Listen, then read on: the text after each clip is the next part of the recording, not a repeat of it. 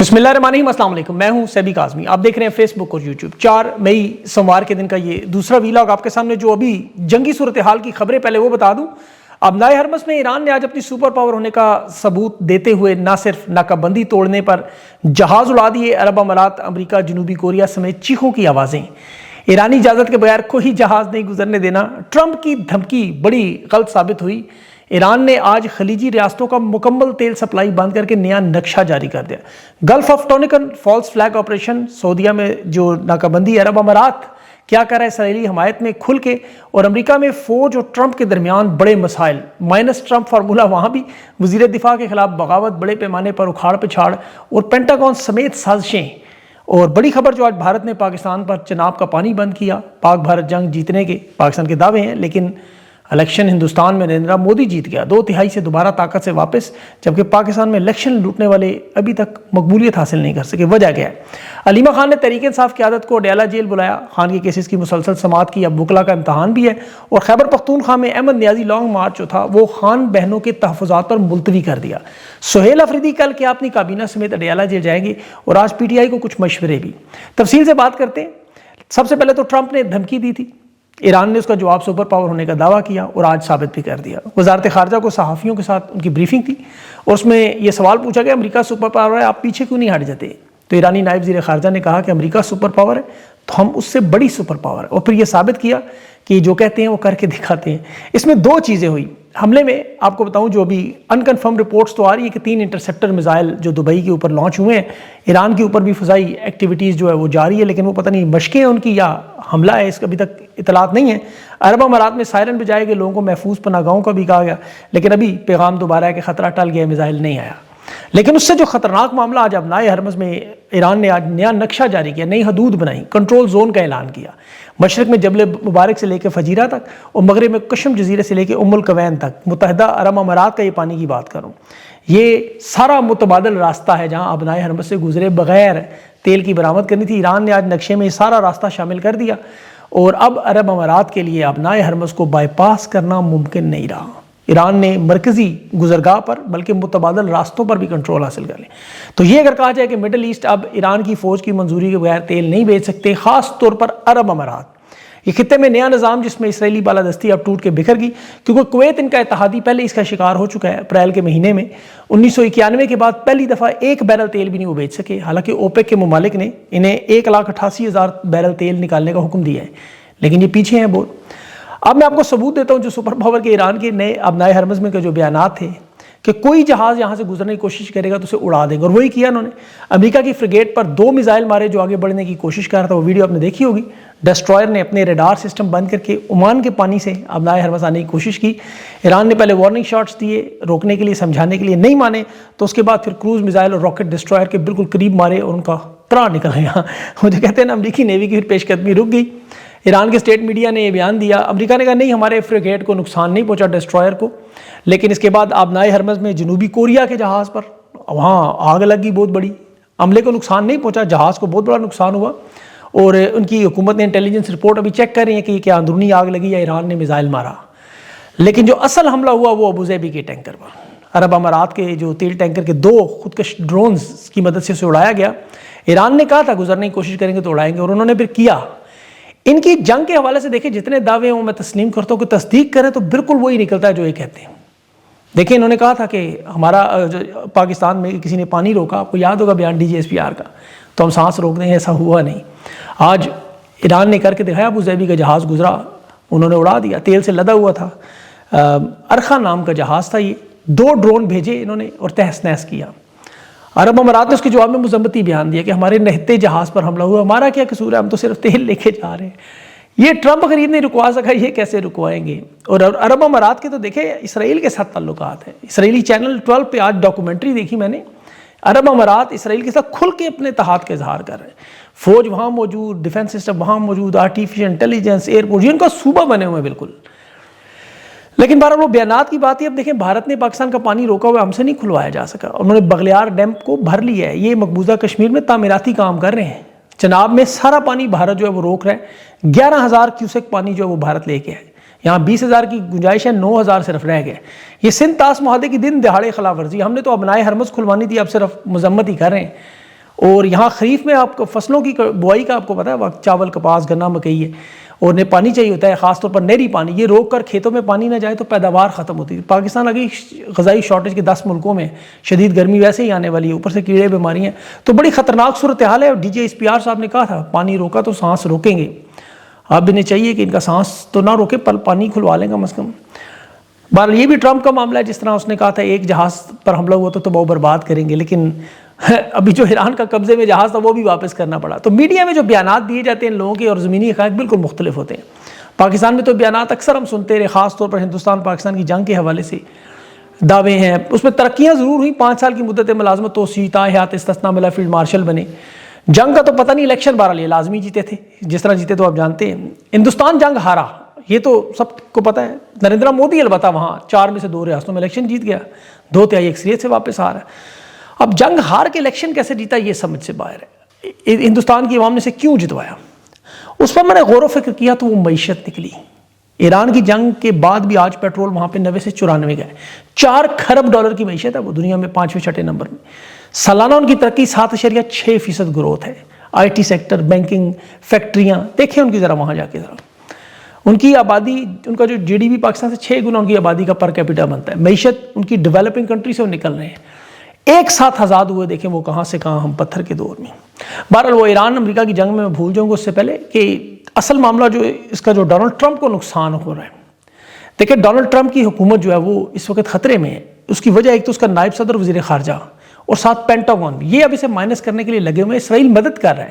یہ ترکی کے صحافی ہیں جو اسلام آباد مذاکرات کے حوالے سے انہوں نے بتایا کہ جے ڈی وینس نے کس طرح نیتن یاہو کو اس وقت مذاکرات کی ناکامی کی خبر، خوشخبری سنائی اور مذاکرات کو سبوتاژ کیا۔ اور جے ڈی وینس کو ان کا کہنا ہے کہ خفیہ طور پر ملینز ڈالر دیے جا رہے ہیں نیا امریکی صدر بننے کے لیے۔ اچھا یہ بات پروفیسر جان میر ہے، انہوں نے بھی کچھ دن پہلے کی تھی کہ وزیر خارجہ اور نائب صدر دونوں صدر بننے کی دوڑ میں، اور اسرائیل ان کا ساتھ دے رہے ہیں۔ جہاں انہیں لگا کہ ٹرمپ مشکل کا شکار ہے، کام نہیں چل سکتا، فارغ۔ یہ جان ایف کینیڈی کے ساتھ ہو چکا ہے، ویسے یاد رکھیے کہ انہونی بات نہیں ہے۔ پھر امریکی فوج بھی دیکھیں اس وقت کیا حالات ہیں کہ 25 ارب ڈالر خرچہ ان کا اس جنگ میں ہونا تھا، اصل اخراجات 100 ارب ڈالر سے بڑھ گئے ہیں۔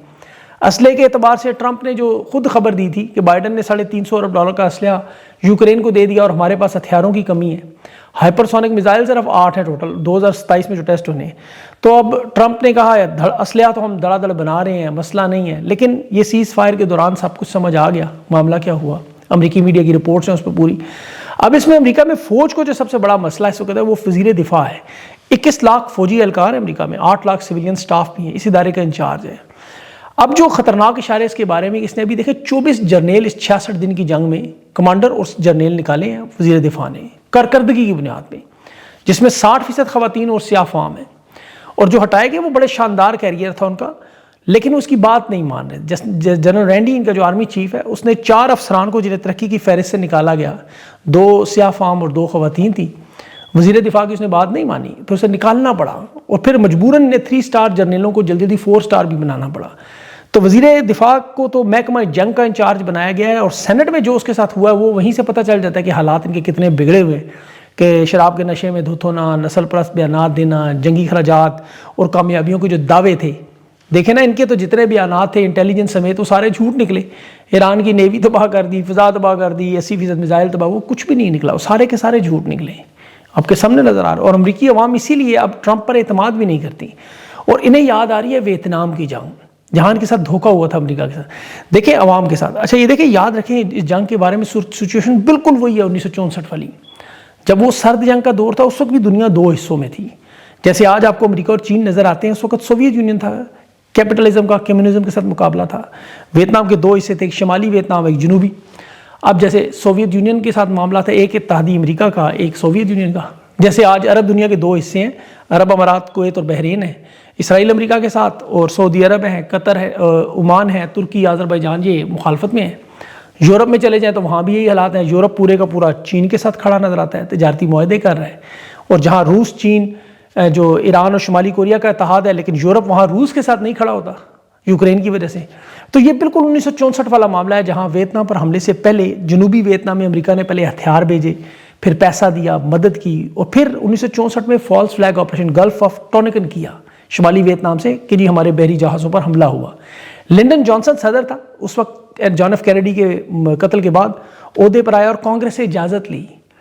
اس وقت بھی امریکیوں کا کہنا تھا یہ ہماری جنگ نہیں ہے، جس طرح آج ایران پہ کہہ رہے ہیں امریکی عوام، کیونکہ انہیں پتا تھا کہ جنگ ہوئی لمبی ہوگی، مہنگی ہوگی اور لاکھوں لوگ مارے جائیں گے، اور وہی ہوا، جیت پھر بھی نہیں سکے. اب معاملہ ایران کے ساتھ جو ہے وہ بھی یہی سچویشن ہے، اور ان کے ساتھ تو چین اور روس بھی پیچھے کھڑا ہے، دنیا بھی تقسیم ہے. فرق صرف یہ ہے کہ لنڈن جانسن کو کانگریس نے اجازت دی تھی کہ جان ایف کینیڈی قتل ہوا تھا، ہمدردیاں تھیں کانگریس کی امریکی صدر کے ساتھ. اب ٹرمپ کو کانگریس اجازت نہیں دے رہی، اور ٹرمپ پر بھی حالانکہ 3 دفعہ قاتلانہ حملے ہو چکے ہیں، لیکن اسے اجازت پھر بھی نہیں مل رہی. اور ویتنام کے پاس آپ یاد رکھیں ایران کی طرح نہ تو ٹیکنالوجی، نہ میزائل، نہ ڈرون، نہ نیوی، سب سے بڑھ کر نہ آبنائے ہرمز، جہاں سے وہ تیل اور عالمی معیشت کو روکتے. پھر بھی ویتنام جنگ جیت گیا، یعنی نکلنا پڑا. اور یہاں پھر ایران سے جنگ جیتنا تو ناممکن نظر آ رہا ہے کہ پیچھے روس اور چین بھی کھڑے ہیں.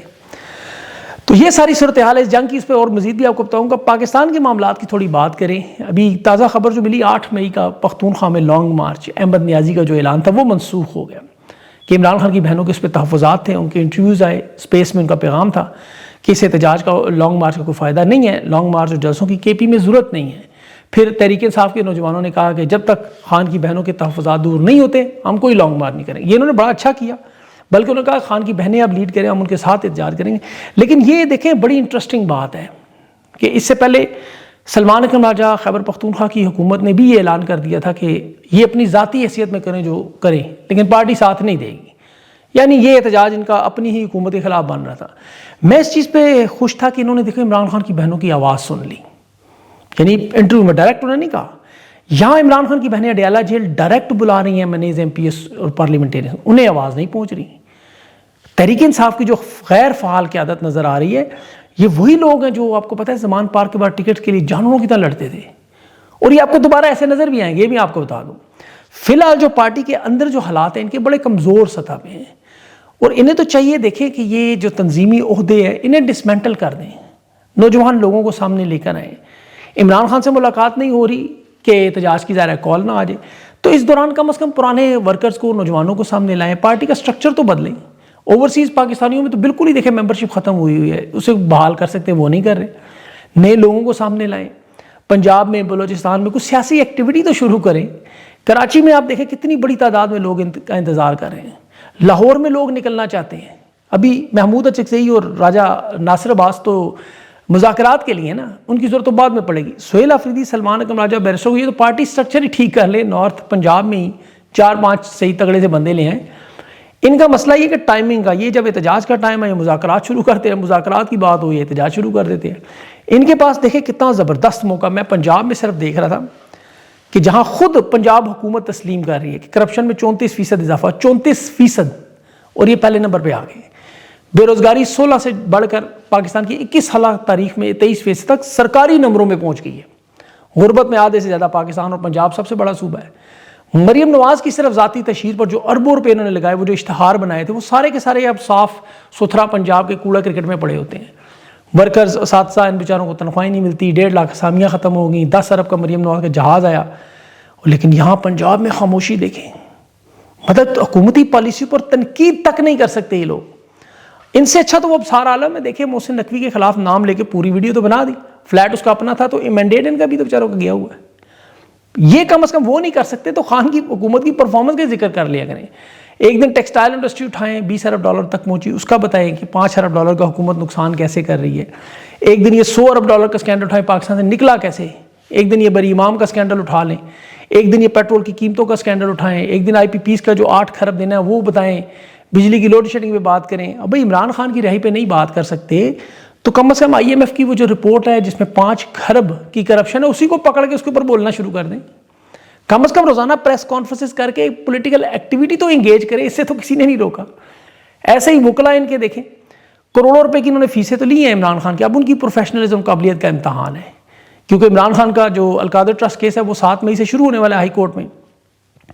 اس میں سرفراز ڈوگر نے سزا جو معطلی کی درخواستیں تھیں وہ مسترد کر کے اسے ایک ہی شکل بنا دی پوری کی پورے کیس کی، مرکزی اپیل، جس میں عمران خان اور بشرا بیوی کا. اب سلمان صفدر صاحب کا دعویٰ تھا کہ یہ 3 منٹ کا کیس ہے. آپ کو یاد ہوگا یہ سزا ڈوگر کی تو یہ خواہش ہو کہ سزا مستقل کر کے اسے آئینی عدالت میں بھیجوں.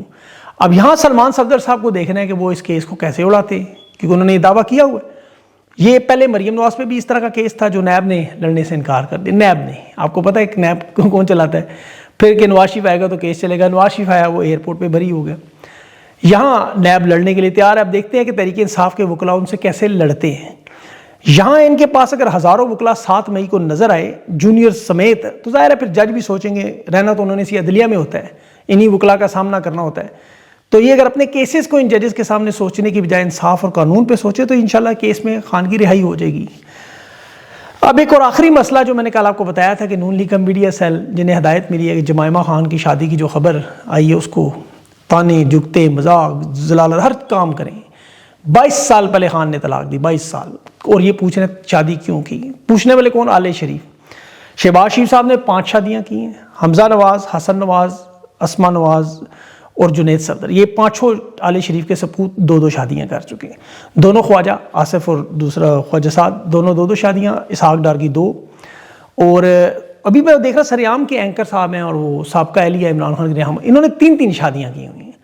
اور شادی کرنا اچھا عمل ہے, اچھا عمل اس لیے کر کے چھوڑنا پھر دوبارہ کرنا وہ شاید اس سے بھی اچھا ہو. لیکن یہ جو اخلاقیات کے دامن سے گر جاتے ہیں, اب ہر بندہ کیپٹن صفدر کی طرح شادی شدہ ہو کے غیر شادی شدہ نہیں رہ سکتا. تقاضے ہیں, اللہ تعالیٰ ان کو ہدایت دے. ابھی نون لیگ کے رہنما کی میں ٹویٹ دیکھ رہا تھا, نوجوان ہی ہے, اس کی والدہ دنیا سے رخصت ہوئی, لوگوں سے دعا کی درخواست کر رہے تھے. اور ایک ان کے جو اینکر جن کے دانت بڑے گندے ہیں, ابھی ان کی والدہ کا انتقال ہوا, ان کو بھی اللہ جنت نصیب, پر وہ بھی اس مہم میں بڑھ چڑھ کر حصہ لے رہے ہیں. یہ چیزیں ذرا تھوڑا سا اخلاقیات سے سوچنا چاہیے. اور بہرحال چلے اس پہ اب کیا زیادہ بات کی جائے, اس کے علاوہ کچھ اور بھی خبریں ہیں لیکن وہ اگلے ویڈیو تک کے لیے اپنا خیال رکھیں. مجھے اجازت دیں, اللہ حافظ.